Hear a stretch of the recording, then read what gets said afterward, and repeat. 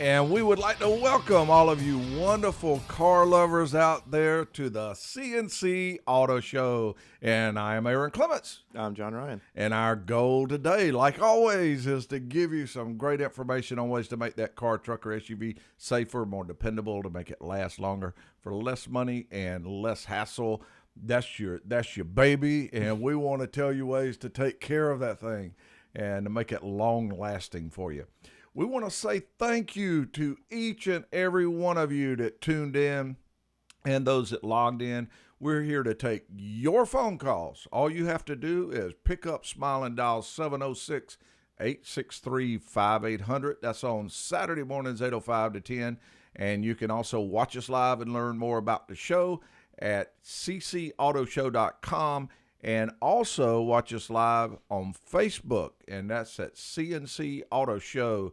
You can call in and ask those questions, or you can send in an email. We'll answer them that way also. Just go to ccautoshow@gmail.com.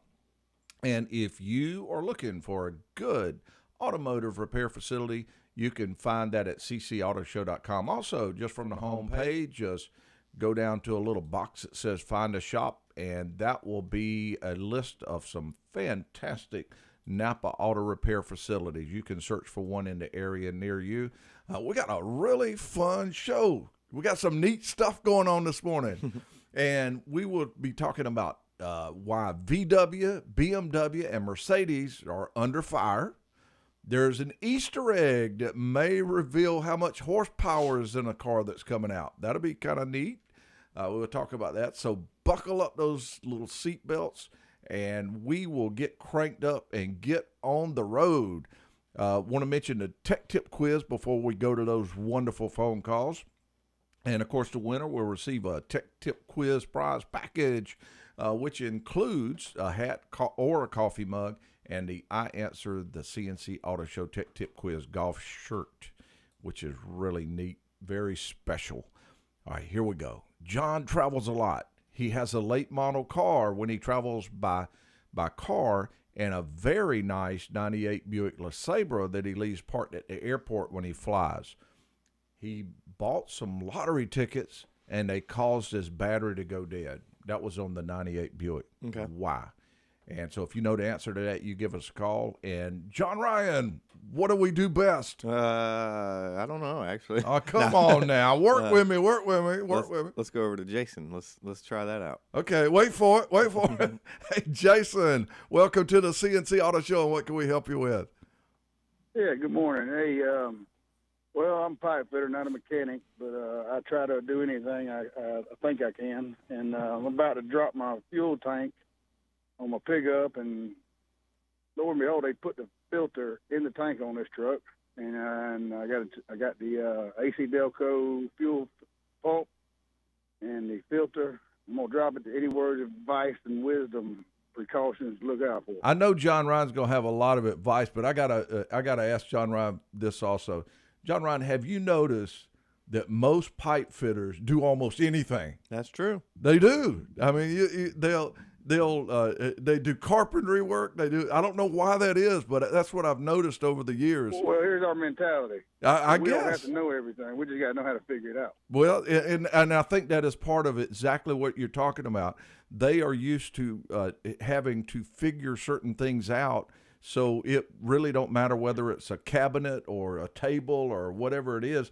And technicians are like that, and a lot of technicians are like that, the ones that have actually learned the right way, instead of just saying, hey, every time a red car this year model comes in, it's this part that causes that, so I'm going to do it. Right. Instead, they learn how to actually diagnose the problem. Mm-hmm. Kind of like John Ryan has learned, and of course I've learned through the years the way to actually diagnose one. They can do a lot of other things. Well, mainly because, the same problem. There is no same problem. Every problem's different. Exactly. Okay, Jason, John Ryan's going to give you some tips here. Yeah, don't do it. No, I'm just kidding. Jason, right. Unfortunately, that one being an avalanche, you're right. That one, of course, you do have to take the tank down. Well, it's definitely advised. And evidently, you're having an issue with the fuel pump. Well, yeah. Yesterday, the truck just cut off going down 920. I would call that an issue. Yeah. put it in neutral, and then it croaked up. I made it a few more miles. I pulled over and caught a ride to work, and on the way home, I brought it home. So now I've got someone that picked me up a fuel pump and the parts I needed. And they told me it's with the module and entire kit, and I shouldn't need anything else to do it. Okay. And so I got a fuel pump and a filter. Gotcha. Yeah, that is true. One thing, just might not be a bad idea to kind of double check just before you do drop the tank, because it is, it's quite a bit of work. That particular vehicle has a Schrader port for, to test the fuel. It'd be great if you had a gauge, but of course, if you don't, you're still, pretty sure that it's the fuel pump itself. It looks just like a tire valve stem. It's on the passenger side on that vehicle, just under the engine cover. You might, of course, you'd need somebody to spin the vehicle over just to see if you're getting fuel. Push the little valve in, and of course we always joke, depending on how far it shoots, depends on how much pressure you have. Ooh, that looks like 28 psi. Yep.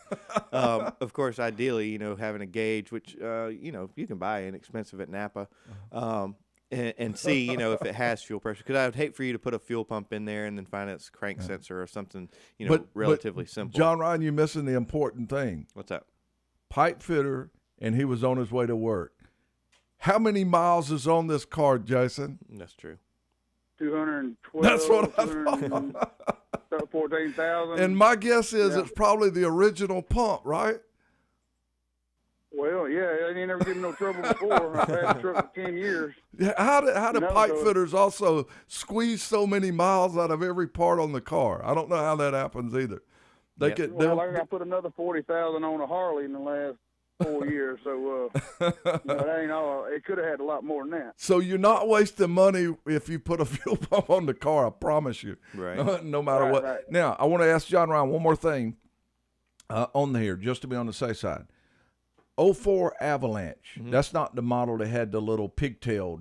That's what I was going to ask him if it came with the pigtail. That is like a kind of in between model. Jason, have you looked at the parts as far as the module?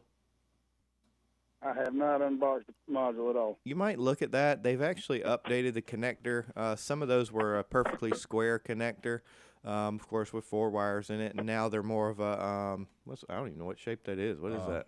Not an oval, but yeah, almost oval. Well, yeah, whatever. almost oval. It's a different connector. Yeah, different connector. To where you do have to wire it in. Now, of course. What you working on now, Jason? Well, the guy, hopefully, he pulled the last 8 on my VIN to match the part up. Yeah, and you probably have the business. right part. It's just it's an updated part that addresses a connector issue. And usually, if it is one that had that, when they look up the part, it'll have a little footnote. Yeah. And the footnote will say replace pigtail at the same time. And some even already come with that little new connector pigtail. If it is, you need to cut that old one off and solder the new one on there. Because they ran into a problem with a little connector on a lot of those trucks around that year model that they recommend replacing at the same time. So I would check that out before you pull it apart, because you don't want to get it apart, then find out you need that, and then the truck be apart for a day while you're waiting on getting the part or something like that. Right. You may need that 3 updated one. ports on top, or white, oval, 4-prong, or oval black with 3-prong. Uh-huh. Oh, you did? I just opened it up. I just pulled up as we were talking. Okay, good. So you're good then. You say it did come with it then? There's no pigtail, but there's a port. It's just a little white plastic piece of place to plug in a. Oh, pigtail. okay. You might check that out. Just make sure that you're not supposed to get a new updated connector with that when you do it. I'll head it to Napa then. Yeah, Okay. just to be on the safe side, and then you'll be good. But that order gets you squared away, and there's no doubt in my mind you're gonna be able to do a great job on that, Jason. I appreciate it. I ain't got much choice. Thank you. Have a good one. He's got something to do today. Hey, it's time for a break. Be still, because when we return, we will tell you why VW, BMW, and Mercedes are all under fire. Be right back.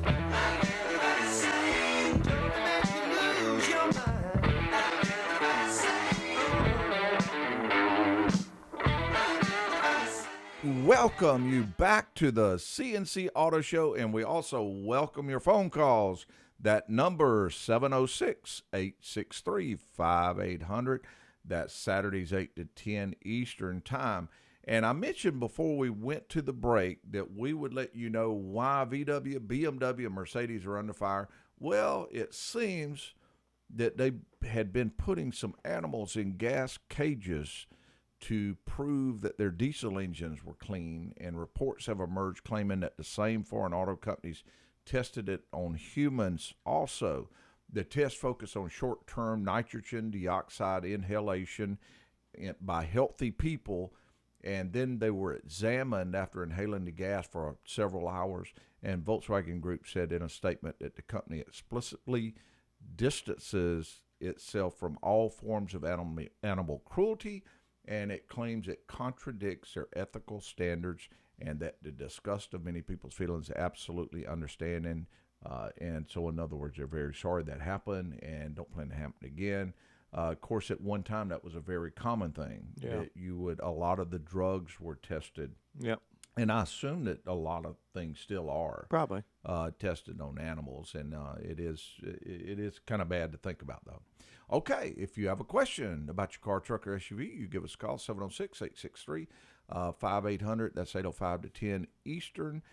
Anytime, if it's making a little bit of a squeaky noise, you give us a call, and we will let you know what's going on with that bad boy. Okay, we little things in the news. One of the things that happened is this is on a little bit of a sad note, very sad note. A man who was working underneath a vehicle at a Katy, Texas auto shop was killed when the vehicle he was working on fell on top of him. And sources at the scene said the man died after the jack holding up the vehicle somehow slipped. And two other workers nearby were working on another vehicle, and they heard a sound they looked over at the truck and saw it fall on the victim, according to a spokesman of the Harris County Fire Department. And this story echoes an accident that took a technician's life back in December. And the reason I wanted to bring this up, it caught my eye, because always it's a sad thing to see any kind of an accident when anybody loses their life. But it's a technician I look at very closely because I know how hard they work, and I know how easy things like that can happen. Mm-hmm. So I want to mention this so all the shops that may listen to the show out there, lift safety is a huge issue for automotive repair shops, and it's a real good idea to have those lift racks inspected. Lift racks have little feet, and the feet have pads, little rubber pads on them, and those pads wear out over time, and they can get slick, and things can fall off of them. Technicians, you might get a new technician in a shop, and they not know exactly how to lift up certain type vehicles. One of the most common things is you set one side and then get busy. Oh, your part's here, or a telephone call or something like that. And then you go back to raise that vehicle up, and you've only set one side, or you've only set three arms, or mm-hmm. something like that. So, and then, of course, no doubt, most every technician knows about this. You have a large truck in the shop, mm-hmm. and you put it on a 2-post lift. Right. And you're sitting there, and you doing something to the front, and you think that most of the weight is on the front, but in reality, it's kind of balanced on those rear legs, and all it takes is just a little movement in the front. Take something as simple as taking the tire off, just something to actually, change the weight balance. Yeah, and boom, the truck just falls in the back. Now, in most cases, because of it tilting like that, it's salvageable. People don't get hurt as often in that type of accident. But the bad part is, it's you do a lot of damage to the truck and could easily get hurt doing something absolutely. Like that. Yeah, because it's a terrible thing. So have racks inspected. Have regular meetings where you talk about your rack safety and just safety overall, fire extinguishers and all that other good stuff that you do in a shop. And that's always real important. And some of the other things that we mentioned, want to mention in there is Mercedes-Benz aims to lure young European buyers to its latest Class A by turning into what the CEO Dieter Zek calls a true smartphone on wheels by offering what the automaker says is the most advanced human-machine interface it has ever developed, and the all-new multimedia system called Mercedes-Benz User Experience, or MBUX for short. And it is going to be a centerpiece of their brand.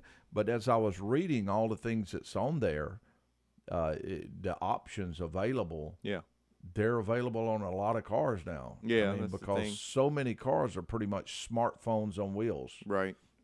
That you're driving there, and so it's when you're buying cars now, you have all the multimedia experiences on there. Now, there's the good parts to that is you have all of these wonderful things at your fingertips. Yeah. And luxury, like you wouldn't believe, you can control the temperature to just about anything that you would like it to be. Yeah. Just with the push of a button, boom, you're there. But there's a drawback to that. All that needs repaired. No, you're actually going anywhere from sometimes 80, 90 miles an hour in something with all these distractions. And Yeah. you're riding just inches away from other cars going the same speed, sometime in the opposite direction. Yeah. So you got to figure you with all of these distractions that you have and all these luxuries at your fingertip, you also have to be very careful and Right, take that sure. type stuff very, very seriously because the main input to a driver is vision. Mm-hmm. And if you're looking down at something else like the GPS that you have Right. that's telling you pretty much anywhere that you Destination, might yeah. be at a moment's notice and doing all these wonderful things that you want it to do, getting you where you want to go, that can be poof. Quick, yeah. All it takes is like seconds, and you done travel the length of a football field Right. with a blindfold on, pretty much, and it's Mhm. the same thing. So, And people already do that without all those user friendly and all the electronics in it. So that'll only make it worse. exactly, all that will make it much, much worse when you're doing that. So enjoy your new car, enjoy all those options that's available. But I promise you, all of those safety features that you have, like the airbags, anti-lock brakes, and all that, won't take the place of looking at that road when you're driving. Right. Because you have to. That's the main thing that you still have to do. Hey, we're gonna have to take a real quick break. When we return, we have Dominic Frito's Tailgate Talk. That and more as soon as we return with the CNC Auto Show. Thought twice before I hauled a Barbie doll bed for the girl next door. She tried to pay me with a kiss, and I began to understand there's something women like about a pickup man. And welcome back to the CNC Auto Show. If you have a question about your car, truck, or SUV, give us a call. That number is 706-863-5800, and we can help. And we need to go to Dominic Frito for the Tailgate Talk. Dominic, what you got for us? Well, seeing as how we came back from the commercial break with Pickup Man, I thought this would be an appropriate news story. Tailgate thefts Whoa. are down from last year, which thank goodness. Now, wait, say that again. What did you say? Tailgate thefts are down. theft. That's a big thing in the dealership world. People go by and just snatch the tailgate right off a truck. I hadn't heard of this. Seriously? No. Oh, yeah, it's huge. Yeah, apparently the state where it's most common is Texas. Well, that's not surprising. Yeah. A lot of trucks in Texas. Last year, over 1,300 tailgates were stolen off of trucks in the state of Texas. Dominic, quick question. What do they use the tailgates for when they take the tailgates? Probably for imitating the most famous segment on the CNC Auto Show. No, I mean, think of the tailgates, how expensive they are now, Aaron. They got cameras in them, and, some of them have lights in them, auto release. They're expensive. So the tailgates, this was not a big issue until we come out with the Tailgate Talk. Yeah, sometimes you just become a victim of your own success, Aaron. That's sick. Okay. And speaking of tailgates, I was going to flip mine up and let y'all get back to it, but it's missing. Okay. All right. Good enough. That's our Tailgate Talk. We did it right that time. It went good. Okay. Tailgate Talk. Just before we go to the phones, we want to remind everyone that we do have a tech tip quiz on the table. And it is, John travels a lot. He has a late model car when he travels by car. But he also has a very nice 98 Buick LeSabre that he leaves parked at the airport when he flies. He don't want all the debris, acid rain, all that getting on it while it's parked. Or door dings. That kind it'll of thing. sit there for several days. And so he bought some lottery tickets as he was on the way to the airport, and he put them somewhere. Okay. And after he did that, it caused his battery to go dead. Mm. What happened? And if someone knows the answer. Okay, what do we do next, John Ryan? Well, we go to the phone, so let's go to Ron. I am ready. Ron, welcome to the CNC Auto Show, and what can we help you with? Good morning, fellas. No, I just called to make a comment. Sure. You're talking about all this, the accidents that happened on the roadway today. They had it on the news the other night to where the insurance companies are increasing insurance rates for automobiles, Mm-hmm. and it's directly related to distracted drivers. Yes. So we're paying even a higher price for morons that can't drive and talk on the phone at the same time. It's always the fact. I mean, I've been on this earth now for 66 years, and it never seems to fail that they always make laws to protect, the most base element. Uh-huh. For all of us out there, we have to suffer because of a few bad eggs. Yeah. What I can't understand, and they have the technology to stop that signal from getting to the phone while that phone is moving. Mm-hmm. That's the only way they're going to stop this. They can pass all the laws they want to about telling people to don't text and drive and do all these expensive programs to get the message out. These people aren't listening to that. They don't care. Mm-hmm. It has to be controlled on the phone. Another comment I wanted to make, you guys were talking about that fellow with the gas tank and the fuel pump. Yes. Uh-huh. Before he puts that fuel tank back in the truck, I'm sure you'd advise him to check and make sure that the pump is working. Oh, you're talking about try to activate the new one? Now, I normally... Activate to make sure. Yeah, I normally don't.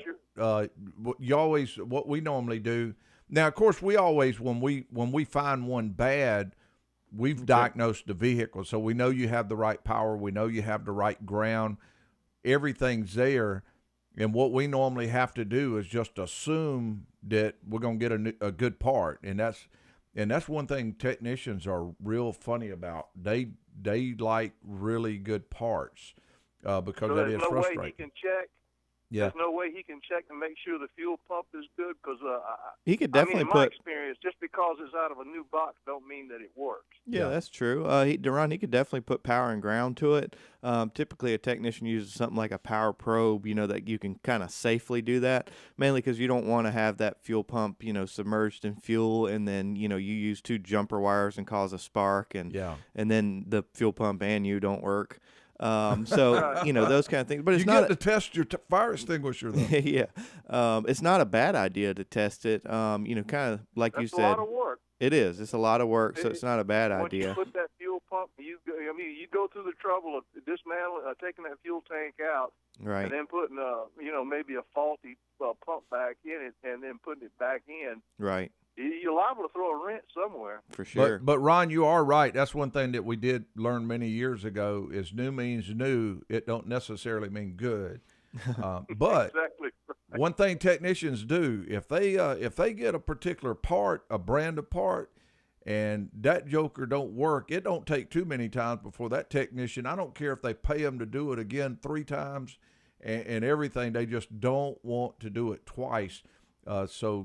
Technicians are very particular, but sometimes when somebody's doing a job themselves, they want to get the most least expensive part so they can say, hey, I've done this job for $100 and it would have cost me $1,000 if I went somewhere else. But the tricky part is a lot of times it's a difference in the quality of the part that's being used along with other They might factors. do it every 6 months. Exactly. Yeah, so that's true, and it also shows too that there's value in doing things for yourself, and then there's not value in doing things for yourself. Right, you're exactly right. And we like to do, help with both. If there's something we can tell someone on this show that will help them, and they're doing it themselves, we want to tell them. But also, we don't want to tell them something that they're wouldn't be able to do or wouldn't be able to do the best job. There's cases where you're better off going to others. And also it's important to know your skill level, knowing when you might be getting in over your head. And Ron, real quick, just to touch on your insurance topic, we do a lot for mechanical work for a lot of the collision shops. And something that's kind of frustrating on our end is a lot of the vehicles that we see. Of course, we see two things. We see kind of how badly they were damaged. It might need a cradle, a rack, a suspension part, or whatever. And then we see the bill that it is. Say it might be $5,500 as far as putting into a car. But the thing is that they all, generally have a similar characteristic, and that is bald tires. So, Right. Oh, yeah. I guess in a long story, that means that we're paying a higher premium because somebody else has bald tires. Well, and the higher premium also goes with the amount of technology that's on there. It used to be a front end collision. You would hit the bumper. Now you're hitting the radar unit. You're hitting the crash the sensor, park the assist radiator, units, park condenser. assist. Yeah, you Well, just I've known got tons cases of stuff up there.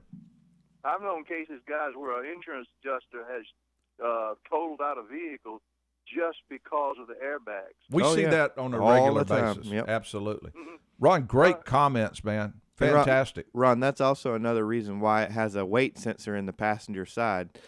So if you were driving your vehicle by yourself, of course, just the driver's side is going to come out. So that kind of saves some money. Yeah. Absolutely. Not much, but Look, some. guys, I enjoyed talking with you. Y'all have a great, make it safe weekend. Hey, Thanks, Ron, Ron. you do the same thing, and thank you very much. John Ryan, you ready to go to the next caller? Yeah, let's go to Cliff. Let's do it. Hey, Cliff, welcome to the CNC Auto Show, and what can we help you with? All right. Well, I want to try your tech tip, but I also got a question. Which one we going to do first? What do you think? Let's go on and get the horn over with. All right, here we go.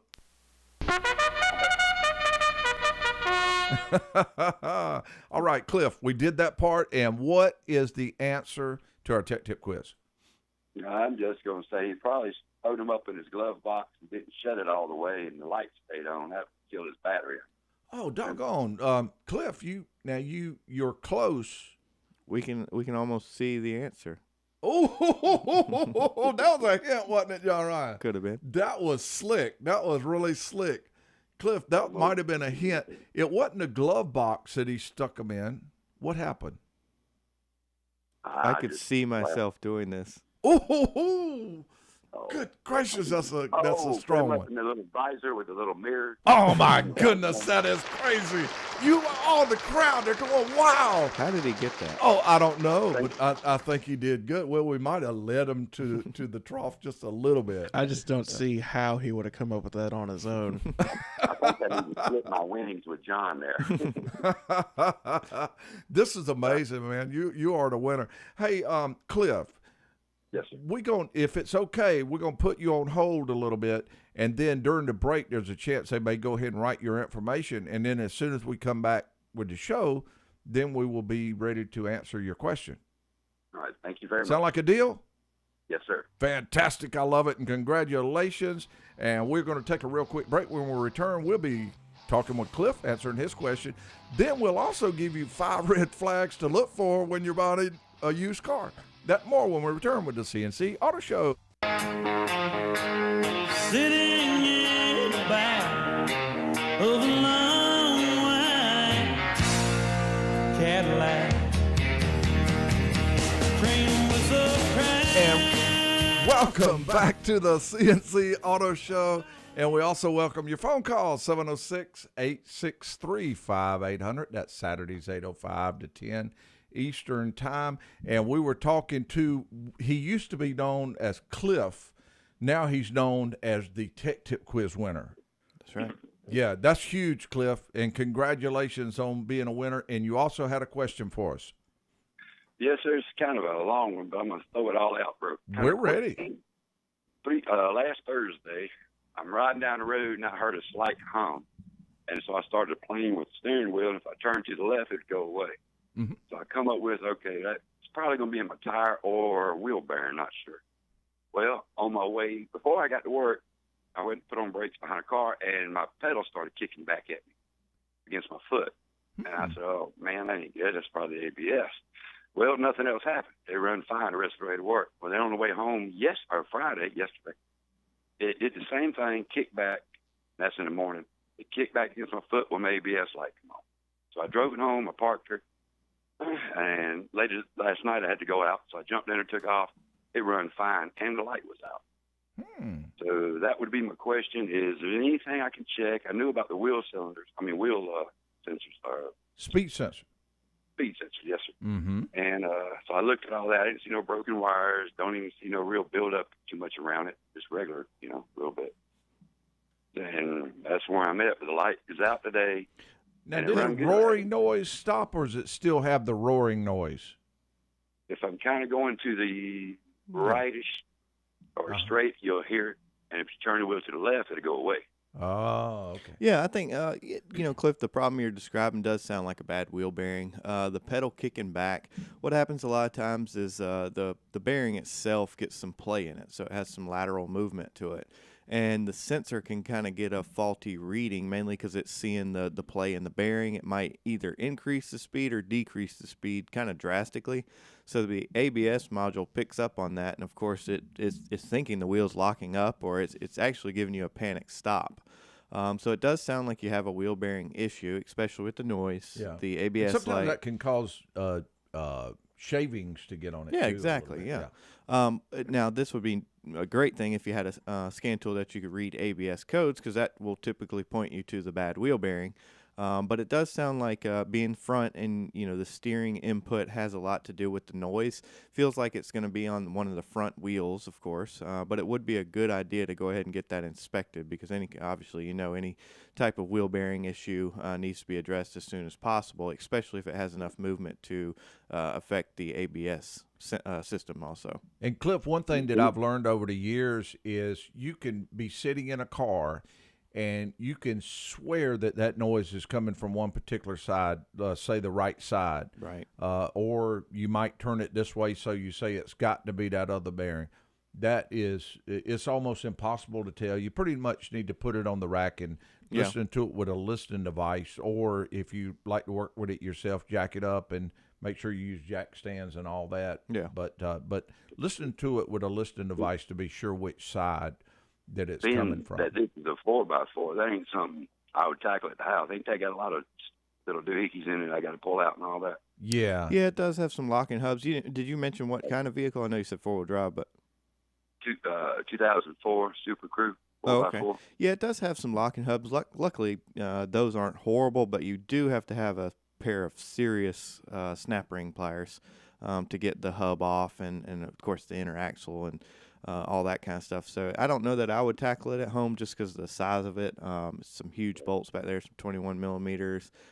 Sometimes you even have to have a slide hammer to get that bearing out because they kind of lock in the spindle. So. Could you give me a rough estimate? I know not Gosh, dead man, on. you're but probably could you give me better a at rough those estimate? than I would. Cliff, normally I'm able to do that and kind of give an idea. And if I knew, without question, I'd love to tell you. But I want to would say hate somewhere in the labor-wise, I know it normally calls for roughly about 2 hours or so. Yeah, that's what I was thinking. But I So- have no idea what those parts sell for. On Yeah, that, I don't. that model. Yeah, so I'd have a hard time giving you if somebody would say, Aaron, you absolutely have to give me a real rough idea. Yeah. I'd say somewhere between 4 and 6. Yeah, I would agree with be that. A very rough idea. Yeah. Is that going to be to just do the one, you think, or would you Yes. do both? Yeah, at the same unfortunately, time? Cliff, those things, especially being, a four-wheel drive, big, 3/4 ton truck, of course it would. Yeah. Okay.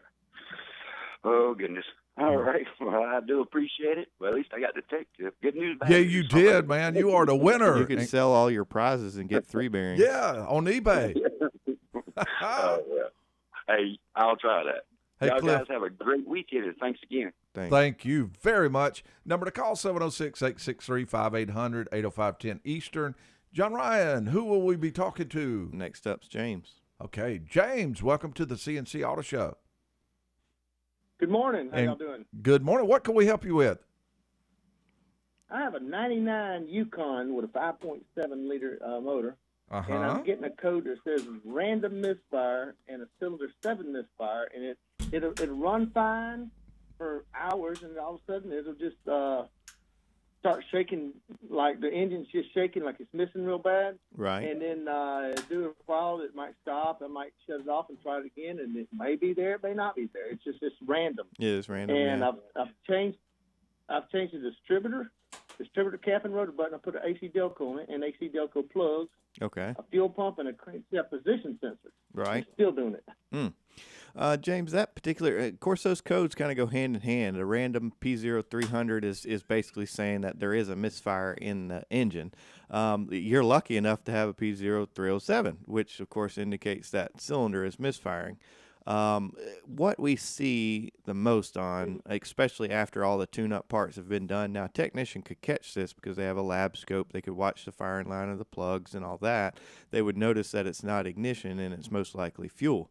If it was a constant misfire on cylinder 7, suspecting that it was fuel, this may sound crazy, but a lot of technicians can actually offset that fuel with a little bit of propane. They actually put it right there in the throttle body and just crack open the valve. That gives it just another little bit of supplemental fuel. And then, of course, they can watch on a misfire graphic, the misfire on number 7 will most likely start to fade away. Of course, the vehicle would run rich because you've got propane in there. However, that kind of gives an indication of fuel. So that particular engine does have a different style of injector system. Have you ever had any work done to the injector spider assembly or anything like that you know of? No, So, not that I know of. if you haven't, the factory ones use a poppet valve. It's kind of an odd style of injectors. There's an updated unit that AC Delco, Dorman, several different manufacturers make that makes it more of a actual electronic fuel injector. It actually has a solenoid that opens and closes. Not only does that kit repair the issue as far as the misfire, it actually makes it run better and actually gives it better fuel economy because it can actually meter the fuel through a regular solenoid style injector. So, again, of course, we'd still recommend diagnostics because, of course, it could be something in the ignition system. I know you've replaced a lot of it, but that's kind of what we see the most on the Vortec 5.7s. So that's a kit that you put in there? It is, yeah. The upper stuff, or plenum comes off. It's a plastic manifold, the very top part of the manifold, and then it's a spider assembly. It's bolted to the lower intake, and it's relatively easy to replace. I feel pretty confident saying if you can tune your own vehicle up, you could probably do this repair also. Mm-hmm. The most important thing is getting the spider legs in the correct hole, which, of course, are numbered. So definitely use caution there. But it's really not a bad repair. If you plan on keeping this vehicle, if I went and bought a 5.7 tomorrow and I had the money, I would go ahead and do this because it's just something that's a really good upgrade. Better fuel mileage, it really is. Really is. Yeah. So is that thing very expensive, you think? It's actually cheaper than the original one. I want to say the unit's somewhere in the $400 range, and of course, if you do it yourself, you're saving the labor. But I want to say somewhere in the and you're probably getting everything. $750, $850 range. Bits and pieces of it when you go. Yep. Okay. Well, James, let us know how that works out for you. We're actually all out of time for this hour. Okay. All right. If you have any more questions, just call back on the next hour. I will. Thank you. All right. Thanks. Thank you, James. And we're out of time. We're on E. Time to go, but we will be back on the road in no time. I'm Aaron Clements, co-host John Ryan Mooney, show producer Dominic Frito, Sandy Klein, technical engineer Zach Llewellyn, and we will see you again on the CNC Auto Show.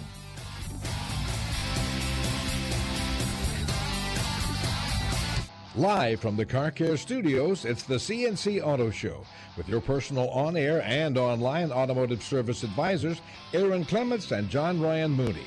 So climb in, buckle up, and enjoy the ride on the CNC Auto Show. Hello, friends and car lovers, and welcome to the CNC Auto Show, and I am Aaron Clements. I'm John Ryan. And our goal is to give you some great information that will make your car, truck, or SUV safer and to make it more dependable and to make that baby last longer for less money and less hassle. We want to say thank you to all of you that tuned in and logged in, and we are here to take your calls. That number is 706-863-5800. That's Saturday mornings, 8:05 to 10. You can normally watch us live on Facebook. And that is at CNC Auto Show. And you can also watch past shows at ccautoshow.com. And you can call us and give your question, or if you would rather send it on email, you can do that. That's ccautoshow@gmail.com. And we want to say thank you to all of you for riding with us on the CNC Auto Show. And if you are looking for a good repair facility, just go to ccautoshow.com, scroll about halfway down, little search area there you can hit, find a shop, and you will see a list of some really fantastic automotive repair shops that you can choose from. You can do a search from whatever area that you might be in, even if you're traveling. John Ryan, are we ready? Yeah, I am. Are Okay, you? we have a fantastic show, and it's filled with great information, and during this hour we'll tell you how a $300,000 Ferrari was given to the wrong person, and a lawsuit, of course, followed, and one town banned some other drivers from coming through their neighborhood. We'll answer those questions, or we'll mention those items, and we'll just talk about a lot more, and we'll answer questions. We also will be having a tech tip quiz, just lots of things. But the thing that we like to do the very most on the show, what is that? Let's answer the phone calls. That is exactly right. And where are we going? All right, let's go over to James. Hello, James, and welcome to the CNC Auto Show. And what could we help you with? I appreciate you answering that question about that Yukon. So I called back about my daughter's truck. She's got a 97 Ford Ranger with a 4.0 V6. Mm-hmm. And the problem I'm having with that thing, it's idling high. And I'm tried different things to try to get it where it would idle down low, and she is using a ton of gas. You got any suggestions on that? James, you mentioned you'd done a bunch of stuff to see if you could get the idle corrected. What exactly have you done to it? Replace the throttle position sensor. I've done a tune-up, good tune-up. Okay. Of course, I changed the air filter. Right. So I don't know. I guess really the item I was looking for, have you done anything with the idle air control valve right there on top of the intake? Little silver-looking thing. Yes, I meant to say that too. Yeah, I did do that. Okay, so you've replaced that. Let me ask you this. When it warms up, does it idle any better? Does it slow down a little bit? Slows down a little bit, but it's still up above 1,000. Is it? Any check engine light on? Any lean codes or anything like that? None. None. There's 2 or 3 things I can think of that normally cause a lean condition on those and cause it to basically idle a little high. One being the idle air control valve. Those were kind of dime a dozen. We used to joke, keep them in your glove box. The second thing would be the intake manifold. Of course, you know that manifold is a plastic manifold. It's like a composite ABS plastic. If the manifold, especially in our colder climate that we've had here locally, more so recently, the manifold can actually distort enough to where it will suck in unmetered air from obviously the outside rather than the air intake past the mass airflow into the throttle body. And when that happens, technically the car's engine and computer doesn't even know about it because it's after the mass airflow sensor. So, of course, that creates a vacuum leak that can cause it to have a little bit of an increased idle. The only other scenario as far as where it does leak, which causes all the same problems, a lean code, a little bit higher in idle, is that EGR tube. It's kind of a bigger tube that goes into the bottom of the intake. It's a big green O-ring there, and over a period of time, that O-ring just becomes square because of how tight it fits in there, and it can allow air pass too. Of course, the technician, how they would normally find that is, of course, one, scan data. They would see what the fuel trims are. They would see, of course, different things like what the O2s are doing, what the fuel trim, well, I said fuel trim, and, kind of go from there. If they did see a lean indication, what they would do is they'd block off the throttle body with typically a cap or sometimes even a rubber glove and actually put a smoke machine and introduce smoke into the intake manifold. And any vacuum leak that was present, whether it be a vacuum line, an EGR tube, the intake itself, of course, the smoke would come out of that gasket or that area because it's not sealing. That's kind of a common thing on those intakes. Normally I would just about bet on the IAC, or idle air control valve. But if you've already replaced that, I'm assuming you put a pretty good one on there, decent quality. Well, see, I don't know. That was my dad's truck, and she inherited it when he passed last year, and he had that done, and I don't know. So maybe I'll go back for doing that. Yeah, what we do a lot of times, there's a little piece of equipment that we have that we can hook into it and just move it in and out. And if we move it all the way in to where it should be almost cutting off the vehicle, but the car still idles up higher, then we know, of course, it's got a vacuum leak on there somewhere or pulling air unmetered air from somewhere else, and that would be the problem. Something else he could do, and we always say use caution with this because this isn't necessarily, well, it is kind of a dangerous scenario to do, but a lot of people used to find vacuum leaks with carb spray. Don't use starting fluid. I still don't really like using that, but carb spray you can spray around the perimeter of I still like propane the best. I mean, I do too, but I I'm love just saying, propane's kind of hard to buy when you got to buy the tank, you got to buy the valve, you got to buy the hose and all that. Yeah. Carb spray is carb spray will $2. Yeah. So carb spray. I've already done the starter fluid. I've already tried it. Oh yeah. Nothing Okay. happened. All right. Well, that's one thing you could, I guess evidently it didn't react to that. You didn't hear it pick up or anything, slow down, load up. Yeah. No, nothing changed. And usually the only last thing that I wanted to pop out there, and I don't think it's going to be this because normally you would get a rough idle at the same time, is a stuck open EGR valve. Or actually, when you said that, reminded me of something. What do you call it? PCV valve that's unmetered. PCV valve busted open on the inside. That can do that. And you also. can, James, that's another quick one you can do. Just pull the PCV valve out, put your finger over it while it's running, kind of see how the idle does. Yeah. But you're more than likely going to be pulling unmetered air from somewhere. All right. All right. Okay. Well, hey, I sure appreciate it. Sounds like you got a weekend of fun. Oh, yeah. Thank you for a really good Never question, James. All right. Thank you. Y'all have a good day. Oh, you do the same. Number to call, 706-863-5800, Saturdays 8:05 to 10. And John Ryan, we don't have long, but we can at least talk to Chuck for a second or two and Chuck try to persuade him into holding for us. All right, well, let's get him on. Hey, Chuck, welcome to the CNC Auto Show, and what can we help you with? Hey, guys, I've got a 2002 Dodge Dakota with a 4.7 V8 in it and an automatic. And sometimes the shift lever has a lot of slop in it.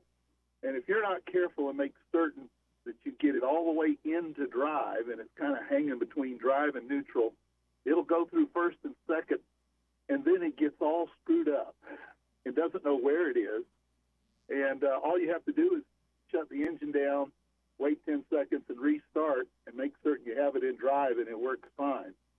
My question is that in the detent that's inside the transmission, or is this up in the steering column?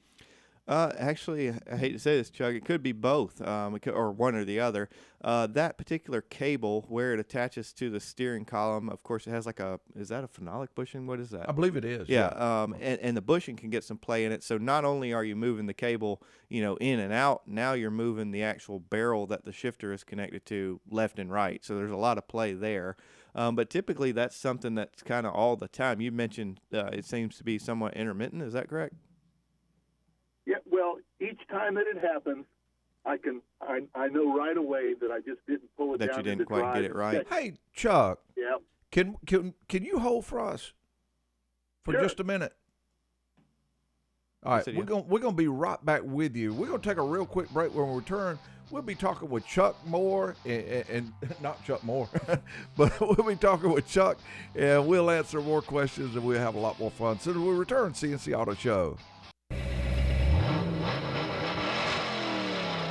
She's real fine, my 409. She's real fine, my 409, my 409. Okay. Welcome back to the CNC Auto Show, and we were talking with Chuck about his Dodge Dakota. Chuck, fill us in just a little bit on what it was doing again. Well, if you didn't have the shift selector firmly into drive, then it would run through first and second and then freewheel. And then all you have to do to correct it is stop the vehicle, go to park, shut it down, and then restart. And it'll be fine, and the engine/transmission light will go out the next time that you restart. Did that feel like it's got like free play in there to where it's kind of wiggling around, or is it just just kind of solid put it in there? No, it's got free play, okay. And that's why we were planning to take this transmission. It's got 90,000 miles on it, and 60,000 of them are towing. Mm-hmm. And I was going to I just acquired the vehicle about 10,000 miles ago, and I was going to drop the pan, pull the valve body, change the solenoid pack out to the updated white pack. It's got the black pack in it now, and with that, I have a new detent plate. Right. We were going to change that and see if that corrected the problem. It's just an annoyance. It's not a real. I believe issue. I would the truck block. Still operates fine. Yeah, on finding out where that free play is, I believe I would make sure the rear wheels are blocked off, and of course put the emergency brake on also, and then and I'd block more than one wheel, maybe 2 or 3 wheels. But then get under the truck and have someone move that shifter. Just like when you say move lightly. it, though, like lightly. Like barely try and move it the amount of play. And see how much play you see between that shifter and the arm itself and how much it moves in further up the line on there. And then also, after that, you can disconnect that from the transmission itself and then move the transmission by hand. Just make sure somebody's still on the brakes, too. Yeah, make sure that, because that's critical, because I see people, it's possible to do that, and, of course, take it out of gear underneath the truck and it not be blocked in good, and it can roll. So you want to make sure everything's blocked extra good, but then you can isolate it that way by looking at it and then disconnecting it and moving one without the other. Because, Chuck, we've seen quite a few cables. Of course, a lot of them are like a spiral stainless cable. And, say when 3 of the cables break inside, of course, it's kind of a twisted cable. When 3 of them break, that gives that cable a lot more slack. So what Aaron's saying is, of course, if you had somebody inside of it and they were moving it in the minor amount that, the play is, you might just see the actual lever not even move, which, of course, would indicate, it's not inside the transmission. Might even be a bushing on further up. Right. Good advice. I can put it on the rack and unhook the cable. Yes. And just see if it's firm at the transmission. Right. Yeah, I prefer it be on a rack. You'd be way ahead, because it always worries me when I tell somebody to do something like that, and it worries me that they may not block everything off good and it may roll. So on a lift rack, you don't have to worry about that. Right. And I've got access to a rack. Good, so that's good. Not an issue at all. That's the way to go. One final question here. As I understand it, my research indicates this is the first, this RFE 45 transmission is the first generation where they went to electronic solenoid shift. That's correct, yep. And with this vehicle having 90,000 miles and 60,000 of that towing a camper, and my plan was to change that plate and to put a shift kit in it because I still tow about 50% of the time. Right. Does your experience show these, and the transmission has been serviced at the recommended intervals. It got a full service at 60K. Okay. Does your experience with these things indicate that it's got some life left in it, or right now? Oh yeah, that transmission, it's a good transmission. It really is. The thing that does kind of kill them or put the nail in the coffin for them is the line pressure. So normally I wouldn't necessarily recommend a shift kit, but what that shift kit most likely does is drills out one of the separator plates to increase line pressure, which definitely would help. Well, let me back up a little bit. It doesn't necessarily increase the line pressure, but it gives it more capabilities in the line pressure area. It actually has a bigger orifice so that the fluid can go through, if that makes sense. So it does boost the line pressure. And the reason I said it doesn't really do much with the line pressure because it's still computer controlled. There's nothing that's going to be changed in the programming other than it's going to allow more fluid to go through that orifice and increase the pressure. So, if you do plan to continue towing, it would not be a bad option, especially since you want to put the updated valve body in it anyways. Yeah, it's a work truck, and it tows and firming up the shift so there's less time of those between gears. That's right. I thought would prolong the life of it. It will, for sure. And then as far as fluid, we still recommend the ATF Plus 4 in that. If you don't use that, the only other fluid that we really like is the BG Full Synthetic that covers ATF 4. Yeah, we're doing ATF4, and we're putting a pan with a drain plug on it so that I can service it a little more frequently. Yeah, there you go. All right. Guys, sure appreciate your expert advice. Well, thanks for calling, Chuck. Thank you very much for the phone call. and we may not necessarily have time to get. Yeah, but we'll be going to Paul after the break when it comes after along. the break, we'll be going to Paul, but that will give us a chance for me to mention one of our things that we talked about that we would have, and that is that a person, an owner of a Ferrari, they pulled into a hotel. A restaurant.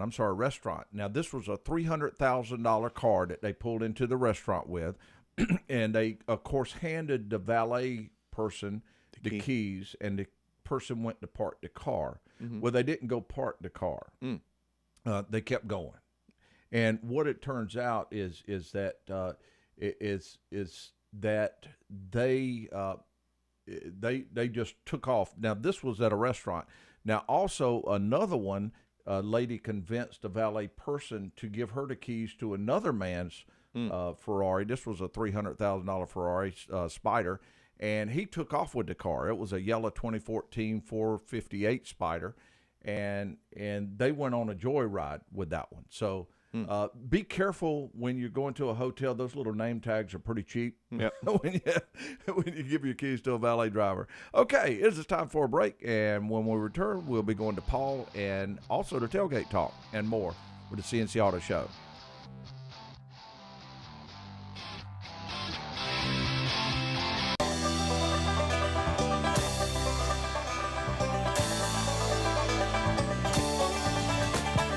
Eastbound and down, loaded up and trucking. And we welcome you back to the CNC Auto Show. You give us a call, 706-863-5800. That's Saturdays, 8:05 to 10. Give us a call. You can also email a question, ccautoshow@gmail.com. And we will have our Tailgate Talk, and then we will be going to Paul. Dominic, what you got for us? Well, this is something that happened to a woman out in Utah, but could affect pretty much anybody who's ever had their car stolen. And most people don't realize that they might have to pay money to get their car back.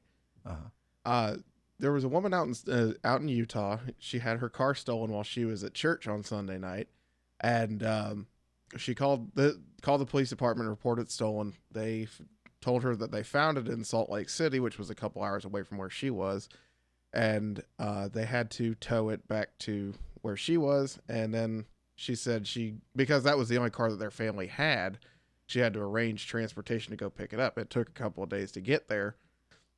So she went and had a $700 bill that she had to pay to get her car back. Whoa.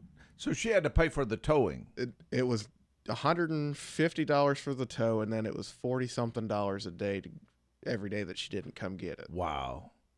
Just because somebody needed a ride for a couple hours. Yep. Oh, amazing. Terrible. I would think the insurance picked that up. That's heartbreaking to me when I see a vehicle stolen when it's their main car. Are we ready to go to the calls? Yeah, is that all? Tailgate? Oh, is that it? Yeah, I did find another tailgate just laying out in the street somewhere, so I put it on the truck, and I'm gonna go ahead and fold that one back up. This one locks. That'll work. Nobody's gonna get this one.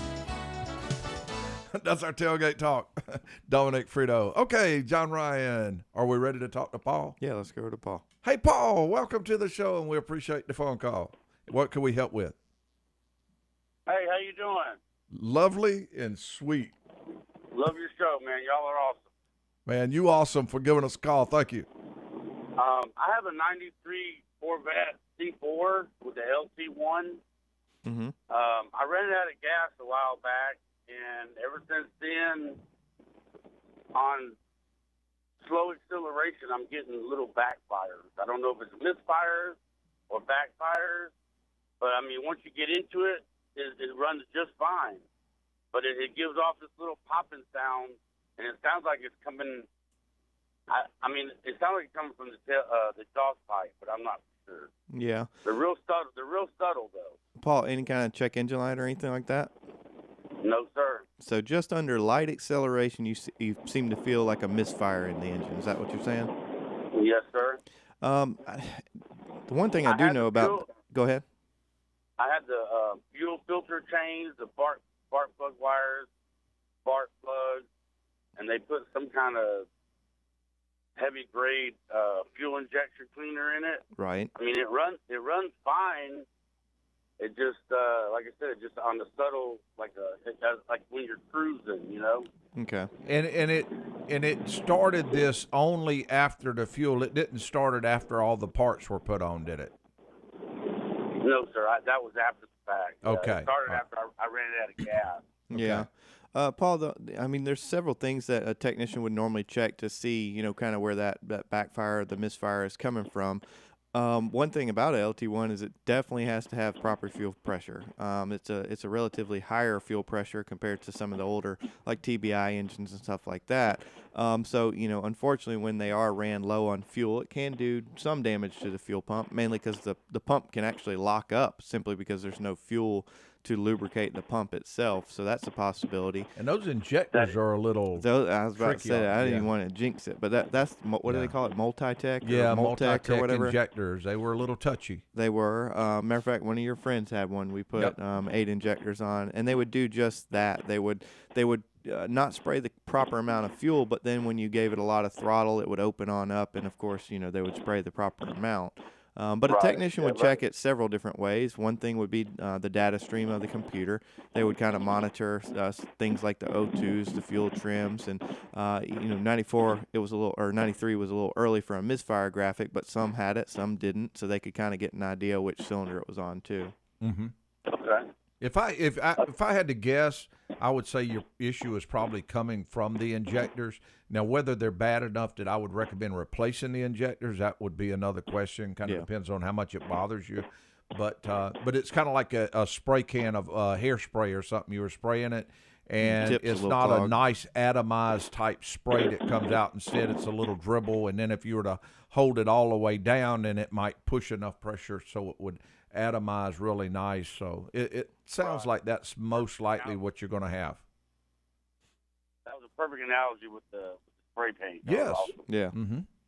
That's kind of what I was thinking, but I didn't. I mean, so fuel pressure, you said? It would be something I would definitely check. I wouldn't, you know, rule out the possibility of a fuel pump. I kind of lean a little bit more towards the injectors, just with the history of that particular type. But and if you do one, I hate to say it, but I believe I'd just recommend doing them all, because just about every time you go in and you only replace 1 or 2, then a period of time later. Matter of fact, there's some places you can buy them in a complete set and just replace them all at one time. Right. Okay. Very helpful. Thank you, guys. I appreciate it. Well, thank you for the phone call. Hey, God bless y'all, and have a good day, man. Thank you. Thank you. You do the same. Okay, the number to call, 706-863-5800. If you got a question about your car, truck, or SUV, or if you have an answer to this tech tip quiz. Susie drives a 2011 Acadia. She went to the gas station to fill up, and the next day her remote start would not work. And it was 30 degrees outside with 50 degrees humidity. Why did her remote start not work? And it with us today, he hadn't. We didn't have a microphone set up because he dropped by unexpectedly. Marty Morris here with his little boy, and we're gonna find out if he can guess it. His won't count, but we're gonna find out how quickly he gets that one. Oh, he's on our webcam here now. You didn't know about that, did you, Yeah, Marty? he's in there. So if you if someone knows the answer to our tech tip quiz, you give us a call. And again, that is 706-863-5800. Why did the remote start stop working after the day after she filled full of gas? Yep. Yeah. So someone I'm sure will be able to get the answer to that. Okay. And there's a couple of things I want to mention. One is, according to a new study from AAA drivers in the United States, from AAA, drivers in the U.S. spent, get this now, $15.4 billion over the last 5 years to fix rust damage caused by road salt and de-icing solutions. And that averages to roughly $3 billion per year. That damage isn't cheap on an individual basis either, with an average of $490 per vehicle repaired. And the organization notes that the damage can affect vital vehicle components like brake lines, fuel lines, exhaust systems. And AAA recommends that drivers immediately have their car serviced if the warning lights come on, the scent of fuel or exhaust comes up. or if your pedal feels kind of mushy. Right. Okay, are we Mushy. ready to go to? Huh? Mushy. Okay, gotcha. All right, let's go over to Rob. John Ron said mushy's not a word. Hey, Rob, welcome to the CNC Auto Show. Can I ask you a question first? Yes, you can. Is mushy a word? It is a word. Is it a technical word? Is mushy a technical word, Rob? It is. That's what I thought. I don't see anything wrong with it. When you Why when couldn't you you mash said? on your brakes and they're mushy. Oh, good. See that? What about when you mash on the brakes and it's a pedal fade? What about if the pedal's mushy? If you got a mushy pedal? That's no resistance. Yeah. All right, Rob, what can we help with? Okay, the caller you had a while ago that said he had ran it out of fuel. Uh-huh. Okay, keep in mind it's a 93. Yeah. He's had all kind of stuff done to it. Uh-huh. And when you run it out of fuel, you're picking up all the trash Mm-hmm. Exactly. with the little pickup tube on the little sock screen. Uh-huh. And once it hangs onto that sock screen, sometimes it don't want to release. That's true. What I found on that sock screen, now we used to run in those quite often, but usually those would do it under Wide open. heavy, wide open when you need the most fuel. I got you. But when it got to the bottom, very bottom of that tank, Yeah, it could have just clogged sucked up up around everything. Yeah. exactly. So if he drops that tank, cleans that tank out and the sock, changes the sock, I think that would fix the problem. Yeah, and more than likely, though, if I pull the tank off of that Joker, I'm a putting Corvette, a new one in there. A Corvette, that's the model you pull all the exhaust down, all that other. Oh, they're a mean little monster. I would probably go ahead and do the pump, but I agree with you. The sock filter could be causing some of the problem. I'd be willing to bet on it. All right, All right, Rob. I thought I'd Appreciate share your it with tip. Rob, that's what I love too. I love other people to call in and give us their ideas and give tips to the other people that call in. Helps us all. Thank you. Okay, no problem. All right, fantastic. Have a great day. And we're looking for more tips too. If anyone else has a tip, give us a call. But right now, we really need to take a real quick break. When we return, we'll be talking with Doug and Mike and answering those questions. We got a tech tip quiz laying on the table. Lots more when we return with the CNC Auto Show. Well, if I had money, I'd tell you what I'd do. I'd go downtown, buy a Mercury or two. I'm crazy about a Mercury. And Lord, I'm crazy about a Mercury. we would like to welcome you back to the CNC Auto Show. And we have the phones lit up. Yep. So why don't we go ahead and just go straight to those phones? All right, let's go to a possible tech tip answer. Let's go over to Mike. Hello, Mike, and welcome to the CNC Auto Show. And what could we help you with?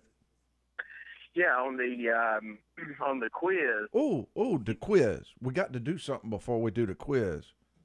What do we do? That's in that person's contract that we have to let them do that before anyone says the quiz. All right. What about the quiz, Mike? Okay, you said that the person filled up fuel, They did. and the following morning, the remote start would not work. Right. It was a 2011 Acadia. Oh, so my second guess is camshaft correlation, but my first guess is going to be the gas cap was left loose and it triggered an evap code. The check engine light came on, and then with the check engine light on, the remote start won't work. That's my guess. Yeah, Mike. What we have to ask you is do you work on cars? I work on them, yeah. For myself. Do you also write tech tip quizzes? Mike, what we're wondering is do you also hack into other people's computers to get their tech tip quizzes? No, mostly look for crypto coins. Okay, but you are absolutely right. You are the winner of the tech tip quiz. And and you're right. She left the gas cap loose, and it set a code, evap code, and actually just about any code you can think of will cause a remote. Anything that'll illuminate the light. Yeah. So you are the winner. And so, Mike, not only are you an automotive technician, but you are also a automotive technician designated. You can put the now it'll be a new patch. for his with the shoulder. ASE patch under the ASE. You can put Tech Tip Quiz winner. Great. I love the show, guys. And it's good just about nowhere. Mike, Mike, Don't leave home with it. Mike, we're going to put you on hold so they can get all your information and social security number and we do Thank you. Yeah, don't forget to give them that Social Security number. and a copy of your Oh, you thumbprint. know it. Oh, and your PIN number if you don't mind. Yeah. All right. That Thank way- you, Mike. That way all the prizes will be directly deposited. All right, he's on hold. Yeah, we'll help clean up your account. Yeah. Clean up and out. All right, let's go over to All right. Doug, Aaron. Hey, Doug, welcome to the CNC Auto Show. What can we help you with? Is this me? That is you, and Far we as are we know. ready. I have a Jeep Grand Cherokee, 1996. It's got a lot of miles on it, 265,000. Got the 4.0 in it, and it's used as a hunting truck, so it gets used a lot on cold days, I guess you could say. About halfway through hunting season this year, it started idling up on me. Mostly when it's cold. I have noticed on a couple of these warm days that it didn't do it. It might have did it right at the beginning of the day, but most of the time during the rest of the day it acted fine. And I hadn't really done any troubleshooting yet. I've only had the vehicle for about 2 years, and I have had to put an exhaust manifold on it and a few other things, but nothing major. So you're one of them big-time basically, hunters that when you go into the woods, you pretty much go at daybreak and come out somewhere after the sun's almost down. Well, it's a little different the hunting I'm doing. I'm dog driving, so I'm in and out the vehicle pretty much all day. So you're a serious hunter. Serious. We're turning out the dogs and then taking them and picking them back up and then reorganizing and doing it again. But, wow. So Gotcha. You don't play. And so you put this 96 Jeep Grand Cherokee to work when That's you right. go. All right. Doug, any kind of check engine Pretty- light or anything pretty like much. that? pretty much. And when it does it, I mean, it runs fine when it's in gear and you're going, it's fine. When you go to stop and you put it in park, that's when it idles up to like 1,500, 1,700 RPM. Wow, it's idling up pretty Yeah, it's high. moving pretty good. Doug, any kind of check engine light or anything like that? No, have No not check engine light? noticed any check engine light. I have in the past, but since this started, I have not noticed. Now, I might have threw a code, but I hadn't had it checked I yet. tell you what I'm leaning toward on this one, John Ryan, and Mm-hmm. see what you think. Because running into it so many times, throttle position sensor. Definitely possible. That affects the idle on that particular type it does, car. and they're kind of known for failure. Yeah, they get oil in them. Yeah, comes out. Well, one thing too, kind of a random question, Doug, but do you hear any whistling or any kind of vacuum leak or anything like that? Yeah, I'm when they stuck call with in the my head dogs under- back in. I stuck my head under the hood while running, and I've not heard a vacuum leak of any sort. Okay. The only So if reason it I is one, it's ask a very is small one. there's two big vacuum hoses that go to that. One's for the booster. You would notice this if it was bad because, of course, you'd be complaining of a brake issue also. But there's also a vacuum hose that goes to some of the emissions equipment on there. And if you know where the master cylinder is for the brake booster? I do. This vacuum hose that I got pictured in my mind, it's kind of notorious for rupturing, and it will pull straight atmosphere air because of course it cracks and it'll make it idle that high.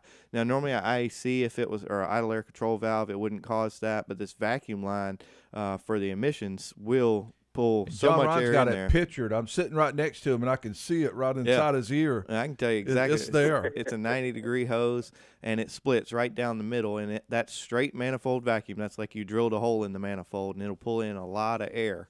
And just like you said, the reason I was kind of leaning towards more of a lean mixture issue is because you said it drives fine, goes on down the road. I was thinking if it was the throttle position, you'd be banging shifts, it'd be at a higher voltage and all that kind of stuff. And Doug, I do want to mention this. Something you can do with that is since you're using this with the dogs and all that, you can actually take your dog whistle that you call the dogs in with, and you can turn it around backwards, and you can put it in that.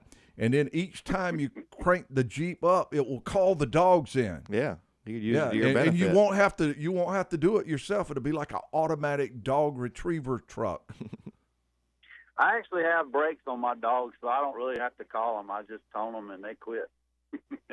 There you go. That's one way. Beautiful. So that's not needed then. But it does sound like needed. you have a vacuum the horn leak. is needed, though, because they need to know how to locate me, so I do use the horn a lot. Oh, okay. So if you it sounds like you either have a TPS sensor issue, or a large vacuum leak, like I see pictured in John Ryan's mind over here. I'd like it for it to be that. Now there are some other things that cause lean mixtures on those. You mentioned exhaust manifold, which did you do that yourself? I did. Yeah, that, as you know, that was kind of a job there. The intake manifold, they're all kind of one piece. So there's a possibility the intake's, sucking air somewhere right there too. With How many bolts gaskets. were broke on it, Doug? Most of the time they break at least one. Two? Okay. Good enough. Well, we hope that the items that we mentioned will be helpful. I'll definitely look into it. I appreciate it. All right. Thanks, Doug. We do appreciate the call. Unbelievable that we are already out of time, and it is time to take time to close this hour down. We had a lot of fun, didn't we? We did. Yep. Yeah, we got an answer to our tech tip quiz. You got hit by about 300 Nerf darts. Yeah, and a lot of people don't know this, but during the show, many times we have Nerf gun fights as the show's going on. And like this. As a matter of fact, I almost got hit. And we have had a real good one going on during this particular show. So we had a great time. But even having all of that fun time and doing all those fun things, we are pretty much out of gas. That's right. The time clock is absolutely on E now. So we're going to have to take this coming up exit and pull over for now. But the good thing is we'll be back on the road in no time. I am Aaron Clements with co-host John Ryan Mooney. Our show producers are Dominic Frito and Sandy Klein, who does a wonderful job of helping to write a lot of content for the show. She's just outstanding. Our technical engineer who makes all this stuff, all these digits fly in harmony, is Zach Llewellyn. And we would all like to say thank you to all you that tuned in, logged in, especially those that called into the CNC Auto Show.